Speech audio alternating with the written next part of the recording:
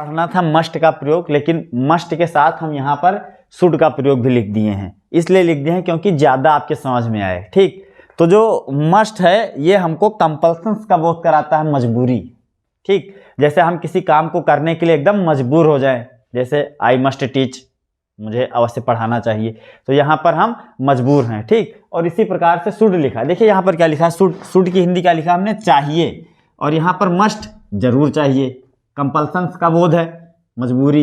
दूसरा एडवाइस दे रहा है शुड, और जो मस्ट है ये स्ट्रांग ऑब्लिगेशंस को प्रकट करता है। ठीक, तो हमको विशेष जो आज यूज बताने हैं हमको कि आपको इंग्लिश कैसे बोलना है या आपको क्या कहते हैं इनके प्रयोग से सेंटेंस कैसे बनाने हैं, वो टॉपिक आज मस्ट की ही थी, लेकिन साथ में हमने शुड को भी लिख लिया है। शुड को इसलिए लिख लिया है क्योंकि आपकी समझ में ज्यादा आए। ठीक, जैसे यहाँ पर शुड में एक सेंटेंस लिखा है, we should obey our elders.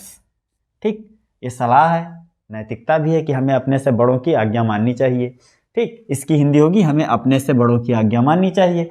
ठीक, और इसी प्रकार से यहाँ हमने लिख दिया यू मस्ट ओबे योर ऑफिसर, जरूर माननी चाहिए। यहाँ पर मजबूरी है, यदि तुम अपने ऑफिसर की का ओबे नहीं करोगे, आज्ञा नहीं मानोगे, तो तुम दंडित किए जाओगे। तो यहाँ पर क्या है, कंपल्सन्स है, मजबूरी है। ठीक, तो आज ही मस्ट के प्रयोग से वाक्य को बोलना शुरू कीजिए, और शुड के प्रयोग से हमें पानी पीना चाहिए, वी शुड ड्रिंक वाटर।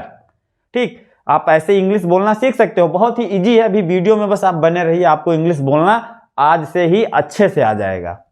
हमें पढ़ना चाहिए, वी शुड रीड, और हमें जरूर पढ़ना चाहिए, वी मस्ट रीड। तो जहां पर क्या कहते हैं मस्ट आ जाए वहां पर समझ लो मजबूरी है, जरूर चाहिए, जरूर चाहिए। यहां पर देखिए हिंदी में क्या लिखा है, जरूर चाहिए। और जो ये शुड है, ये चाहिए, ये हमें क्या कहते हैं, सलाह के लिए आ रहा है। You should not quarrel with each other, तुम्हें आपस में झगड़ा नहीं करना चाहिए, है ना। तो क्या है, यहाँ पर सलाह ही तो है। ठीक, लेकिन यहाँ पर दूसरा क्या लिखा है, यहाँ लिखा ही मस्ट, यू मस्ट ओबे योर ऑफिसर, तुम्हें अपने अधिकारी की आज्ञा जरूर माननी चाहिए। या दूसरा लिखा है सोल्जर मस्ट बी ओबे देयर कमांडर। अब ये यहाँ पर जो है नैतिकता की बात नहीं है कि यहाँ पर अभी हम कह दें कि सिपाहियों को अपने कमांडर की ओबे करनी चाहिए, आज्ञा माननी चाहिए, जरूर माननी चाहिए। भाई वो नीचे के हैं, कमांडर उनका ऊंचे है। ठीक, जैसे क्या कहते हैं, एक संभावना यह है कि मेरी माता जी बीमार हैं, my mother is ill, my mother is ill, मेरी माता बीमार है, माई मदर इज इल, मेरी माता बीमार है। I must take care of her, हमें उनका ख्याल अवश्य करना चाहिए। ठीक, अभी हम यहां पर कह दें we should take care of our mother, यहां क्या कह दें, we should take care of our mother, we should take care of our mother, हमें अपने माता की देखभाल करनी चाहिए, ख्याल करनी चाहिए। लेकिन यहां हमने क्या लिखा, माई मदर इज इल, मेरी माता बीमार हैं, I must take care of her, I must लग गया, मुझे जरूर उनकी देखभाल करनी चाहिए। तो यहां पर माता जी बीमार हैं, तो ये आपका दायित्व बनता है, और यहां पर आपका ये नैतिक कर्तव्य है।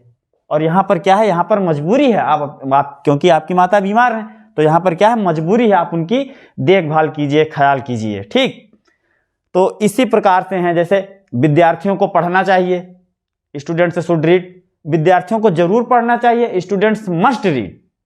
समझे। तो इस प्रकार के वाक्यों का प्रयोग करते हुए आप लोग सेंटेंस भी बना सकते हैं और इंग्लिश भी बना सकते हैं। इंग्लिश बोलने में आपको आसानी पड़ेगी।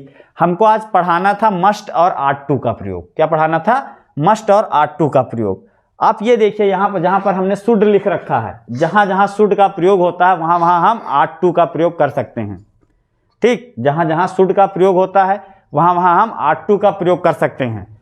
आर्ट टू का प्रयोग ज्यादा प्रचलित नहीं है और शुड का प्रयोग ज्यादा प्रचलित है, इसलिए हमको ज्यादा देखने को मिलता है। जो आर्ट टू है ये मोरालिटी को दर्शाता है, नैतिकता को।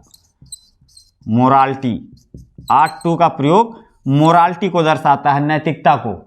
जैसे हमें बी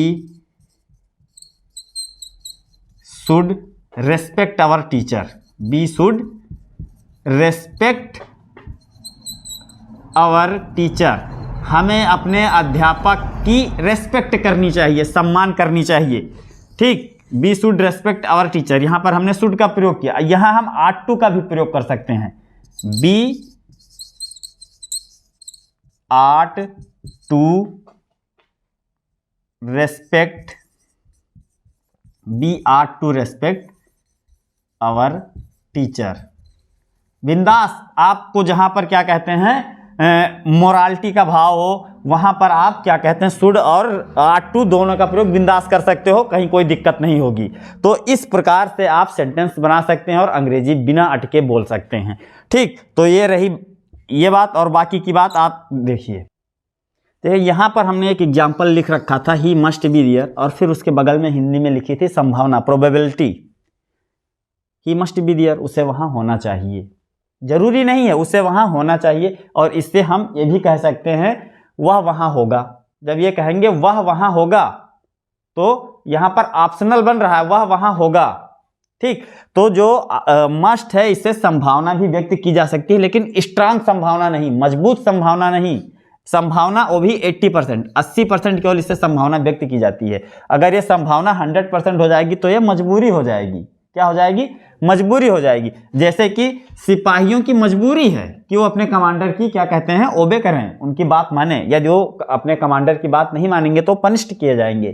ठीक, तो ये यहाँ पर जो हमने लिखा ही मस्ट बी देयर, उसे वहाँ होना चाहिए, इसकी हिंदी क्या हुई? उसे वहाँ होना चाहिए।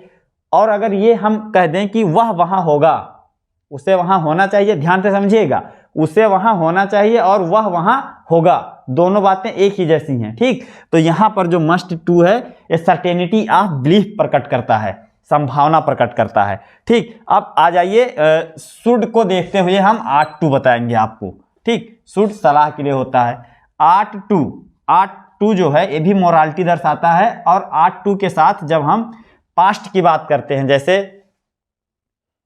तुम्हें अपने पिताजी की बात मानना चाहिए थी, तुम्हें अपने पिताजी की बात मानना चाहिए थी, तो यहां पर हम आट टू का प्रयोग करेंगे और हैव के साथ वर्ब की थर्ड फॉर्म लगेगी। ठीक, जैसे you ought to have, you ought to have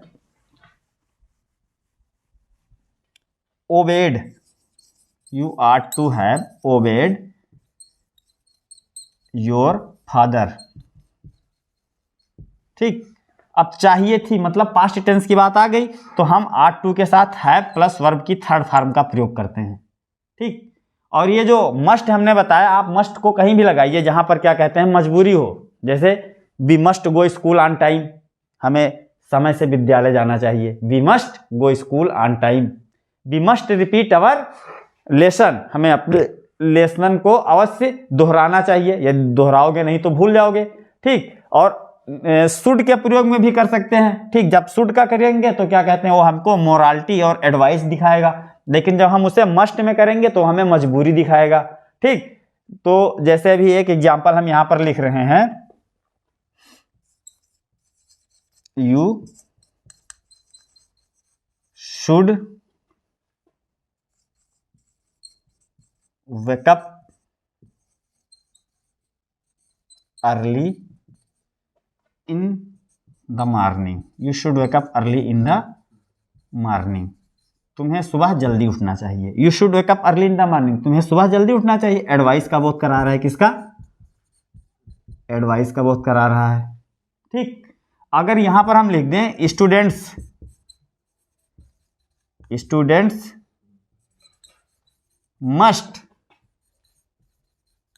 wake up early in the morning, early in the morning। ध्यान से दोनों सेंटेंस को देखिए।